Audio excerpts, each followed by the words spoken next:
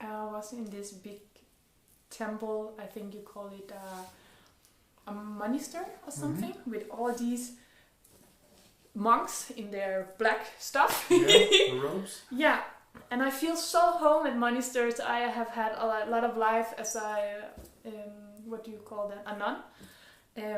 In a previous life? Yeah, I immediately feel home, and I just feel like my heart is opening, and I just want to like put my hand on people and save them for all their stuff, you know, just instant that feeling.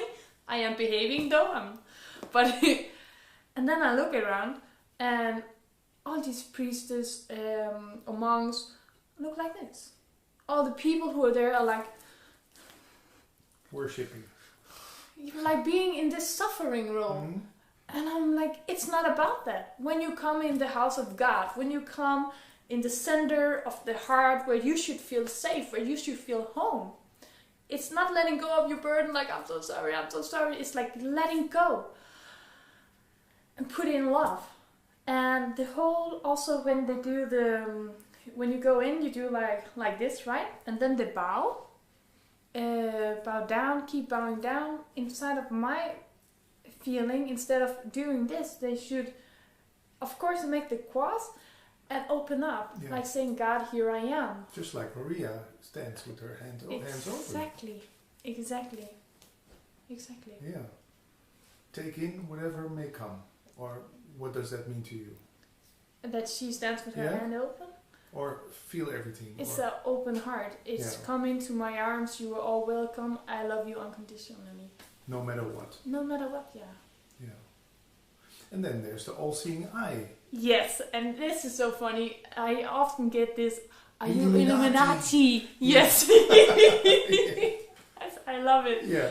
So I always say, yeah, I am Illuminati. And then people, what does she mean? Illuminated means uplighting. Uplighting? Uplighted, yeah. And in isolated form, uplighted just means that you have the ability to see clearly. Horus eyes, or the all-seeing eye, is also just a symbol of that I am seeing you for everything you are and the whole reality for what it is, without ego in between. So when people ask about the Illuminati part, I say, well, it started with being a symbol of something pure. So what do you do with pure symbols if you want to control people? Yeah. I don't watch so much TV, I only watch Disney movies, so I haven't seen it. Okay. And what is your favorite Disney character? I like the one from Frozen. What's her name again? Elsa. Oh, you look a little bit like Elsa. I do. I think that must be why I like it so much. Yeah. Not the Jungle Book. No, I always start crying. It's horrible. Yeah. And I can imagine that some people come up to you and say, what about children? Is Elisa ready to have children? I've been through this inside of my system a couple of times, because I've been seeing children that wanted to come in, and people often come and tell me that this little girl is waiting. I believe it's still a boy, but it doesn't matter what it will be. So I told the universe, and as I tell other people, I am okay with whatever outcome. If I become a mom, if I'm chose to be a mom, I am open for that. That child just have to find her own father, you know. So I told it already. And you point at, what do you point at when you say that? I told it already? To the higher force, or? If you have your aura, and the children who are possible to incarnate at some point enter your aura, this is one of the reasons why you're feeling this whole, what do you call this thing, when you feel that you want to have children all of a sudden? Yeah, your clock, your internal clock. Yeah, so there have been like a spirit a couple of times in this area. But the thing is, I'm okay with both outcomes. If I'm never meant to be a mom in this incarnation, it's also fine. So inside of me, I have let go of attachment to be a mom or not be a mother, but open for what is meant to be. But how do I know what is meant to be? Sometimes I'm in doubt. I think, well, what to do? Should I quit this job or not? Or yeah, you're thinking. That's the whole trick. Them deciding over here. Yeah. Never a good thing. Well, some people need it, and some people find it useful in their development to use the mind so much. Within me,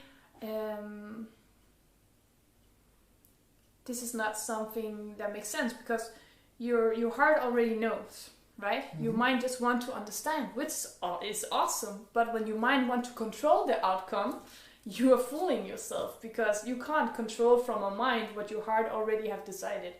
Then you're just blocking yourself. If your heart want to have kids, but you in your mind say, I don't want to have kids, then you are constantly fighting yourself. Yeah. So it's really letting go of these beliefs that you think you have to, and feel into what you want. And how do I feel the difference between what my heart wants and what my mind is telling me? Your mind are asking questions. It's okay. Like, what if? Or doubting. Your mind is doubting. Yeah, and the heart knows. Yeah, the heart knows. It's either yes or no, or a none or a numb feeling. When you have a numb feeling, maybe it's because it's in this moment has not that big value. Because if it had, you will feel something. So if I'm cheerful about something, like for example this interview, I was really looking forward to it, then I know it's okay. Yeah, then you have a feeling that, oh, I really want to do this. I don't know what it is, but I feel excited. I'm going this direction. Yeah. Yeah. Yeah, it feels great. Yeah. Yeah. And let me think. Oh no. Feel what comes up. Yes. You speak to a lot of people about this, also in conference rooms and one-on-one. And do you call it satsang? No. Why not? I don't know. What does satsang means? Yeah, they say coming together in truth. Oh, that's nice. Maybe I should try that. Okay. I just call it lectures or workshops or whatever, because for me, as I told you, I don't read books, don't see television. I don't know all these. I call it human practical stuff. So I don't always know how to translate it into human understanding and which words would be most right to represent which energies. I just know what I feel, and this is what I give people. Yeah. And do you never feel like, what's the right English word, homesick? That you think, oh, Denmark. No. I miss you. No. So is the whole world your birthplace then? Nothing, there's no preference? Denmark, then Germany, then Holland, then... For me, home is where the heart is. So where my heart guides me, this is my home. Like right now my heart is guiding me to Hungary. So I feel the urge to go there. Yeah. Because this is what my heart wants. And is it then for the greater good? Is it because Hungary needs it? Follow your heart when it's an open feeling, and even that you can see, if, for example, Hungary, there's a lot of things that might not be so beneficial for my jumpiness. Yeah. But my heart feels open. I feel more grounded in a form. So that's because that I feel my energy is needed there. While when Holland, it was the same thing. I need a lot of nature. There was not so much of that, but I felt that I was needed here because my heart made the openness feeling and the grounded feeling at the same time. If I want to go somewhere just to something exciting, I'm not so good at that actually. It lasts like a half day because I can only do what feels true to my heart. And my restlessness, I can feel it. Then I'm sitting like shaking on a table, and then I want to do something. But because I don't know what I want to do, because my heart actually just wants me to stay, I keep sitting at the table or go for a run. Yeah, or with the bike, because you're also along with cycling. biking, yeah. And you do boxing, you told me? Yeah. Isn't that about hurting other people? For me, it's about feeling there's so much honor in it, actually. Honor to yourself, but also to each other. I feel really home in fighting gyms because people are taking care of each other and taking care of themselves. It's not, you also meet these ego kind of people, but a lot of the people comes there because they have something inside and they want to fight for something. Of course, it's not beneficial to fight your whole life through, like inside of yourself, but they certain finding a balance within themselves. And for me, it's about the flow, it's about the movements, it's about when you do the sparring, for example, you have to be present in your body, you have to be 100% in the moment, and that is what I love. I'm really flying around, I'm learning to be in my body, but I have the tendency to be one with everything, so to feel the physical border, I for a long time needed extremes. Now I don't need extremes, but it helps me to feel physical borders, and it helps me to be inside of me, and I love that. It's really cool. I don't know how you guys are doing it, but I love it. Yeah. It's like, oh, yeah, that's my hands. Not bad at all. Aren't you afraid that people are going to see you as something special? That they're going to worship you, just like Muji put you on a big podium, and when they come in, they want to kiss your feet and stuff? Or is there anything wrong with that? I'm not afraid of it, and I am also not saying that anybody should worship anybody. I know that I'm just here to be an example and to be somebody who can translate something that can help people to help themselves. I don't have a wish of being worshipped. I just have a wish of sharing my message with as many people as possible while I'm here. Well, people could give the comment underneath the YouTube video, well, she just wants to be special. She has all the tattoos and the new name, and she gives interviews. It's not about your ego trying to be someone. No, I just am who I am. And if that helps people, I'm grateful. If they feel triggered by it, I'm kind of grateful as well, because then that's something within them. I'm not trying to prove anything, and I always tell people this: whatever you choose to do with the message of which I bring, it's 100% up to you. Your journey, your heart, I'm just a messenger, and I just do what feels most right within me. I don't fear how people perceive my messages. I don't fear their, well, blah blah blah blah blah, because I am true to myself, and I know as long as I'm true to myself, then I feel okay. If I had to create a character, like somebody, I don't know how you do that. Like have to create, oh, I am this, now I'm sitting in yoga stilling because I'm blah blah blah. Yeah. Then I could have the fear of the following. Yeah, like people will see the true self that I really am. Yeah. But that's not the case because I'm just myself. Yeah. So therefore, I don't have a feeling to it. No. Yeah.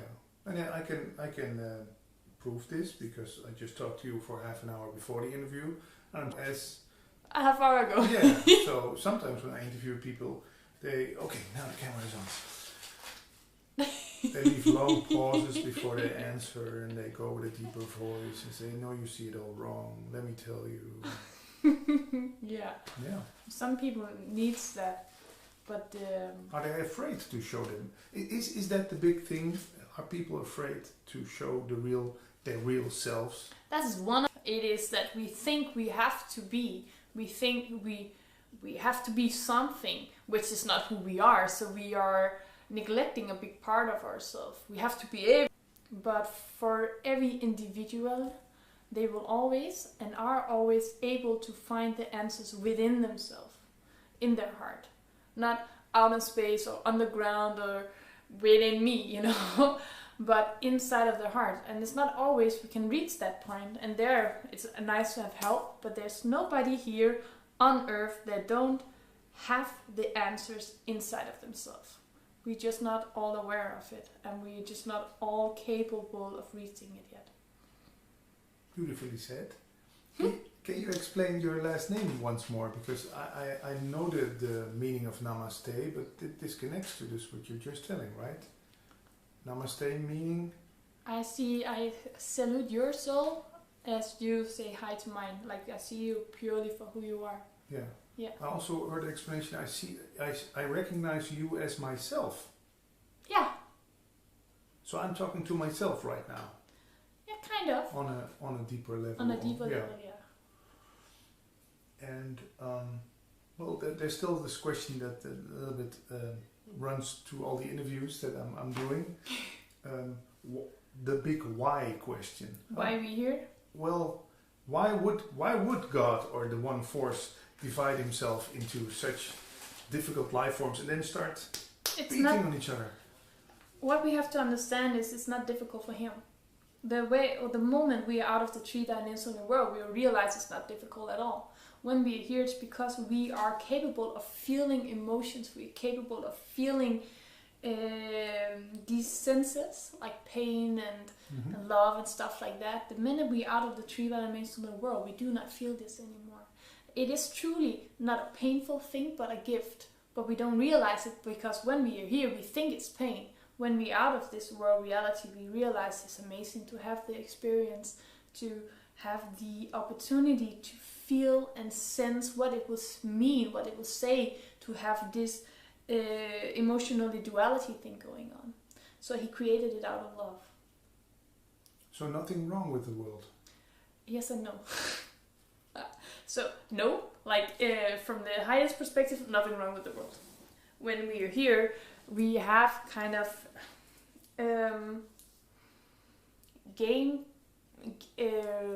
rules of games, rules, yeah.